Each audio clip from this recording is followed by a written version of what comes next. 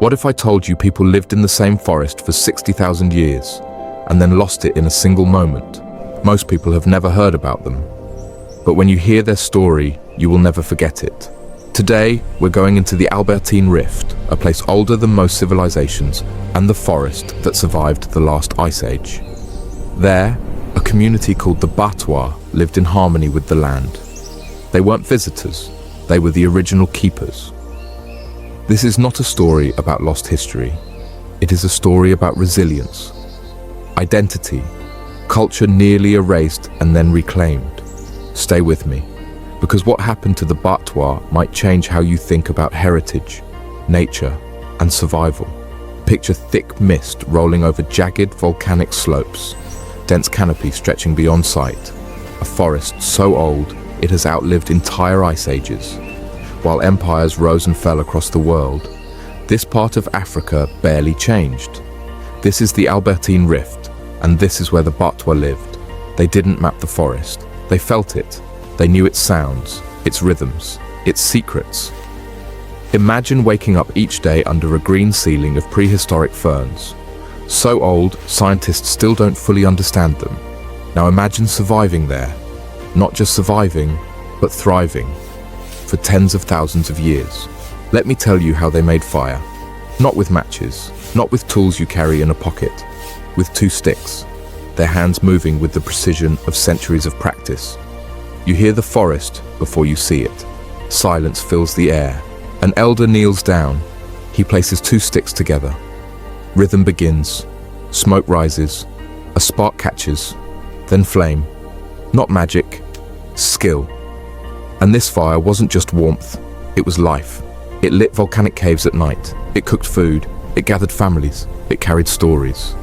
In that fire, traditions became identity. Hunting with the Batwa was nothing like what most people imagine. Forget loud calls and chasing down prey. The Batwa mastered silence. Men moved through vines as if floating on air. Bare feet barely touched the ground.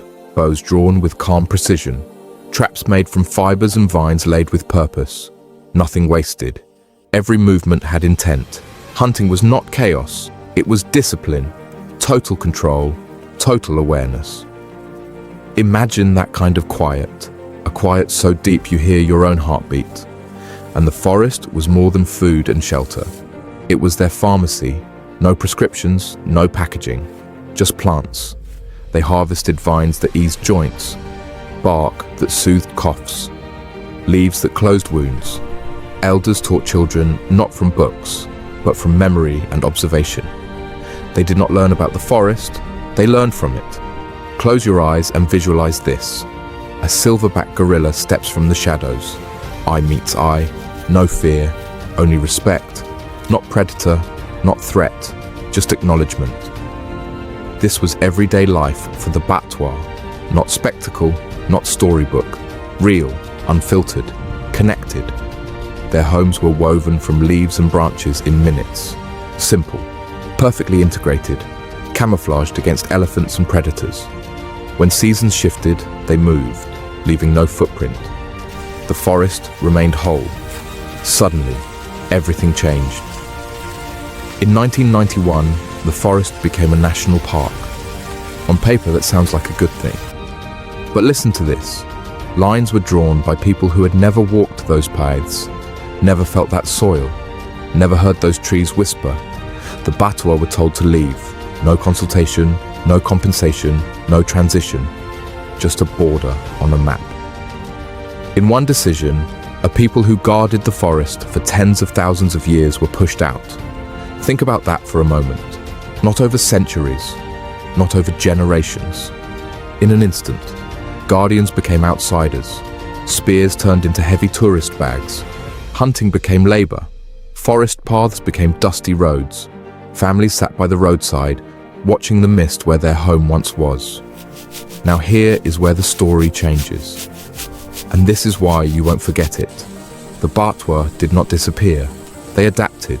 They did not surrender. They began using the oldest skills in the world to teach the modern world. A Batwa guide stands before visitors and says, "Watch closely." He kneels down. 2 sticks, same rhythm. Smoke rises, fire forms, Same method his ancestors used for thousands of years. Now tourists watch, now cameras record, now stories spread. Fire becomes education, identity becomes purpose. Children gather around the flames, drums echo among volcanic peaks, songs of the forest are taught with intention, not by accident, not as entertainment, but as legacy. Because culture is not something you lose once. It is something you pass on.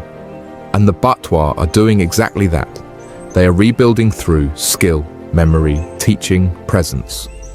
They are not victims. They are survivors, not clinging to the past, but carrying it forward. I once saw a Batwa child looking up as the mist lifted from the hills. No shame, no defeat, only focus. A calm understanding that his story is bigger than loss.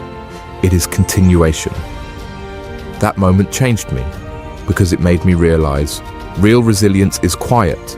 It does not brag. It does not collapse under pressure. It moves forward. So why is this story important? Not because it is ancient, not because it is tragic, but because it shows us something real.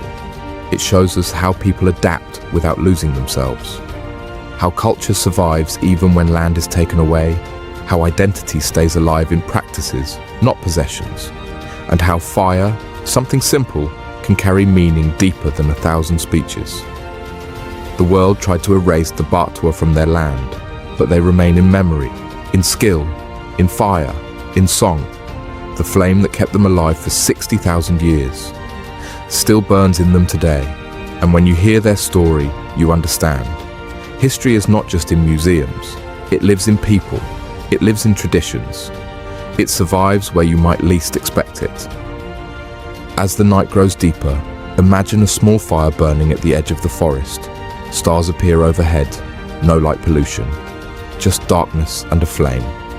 A reminder that some stories do not die. They endure. And if you ever find yourself at the edge of a forest at night, watching a single small fire, you will understand. If this story inspired you, make sure you subscribe, like, and follow. Every week, we bring more real, powerful stories like this. Stories that move, teach, and stay with you. Don't miss what's coming next.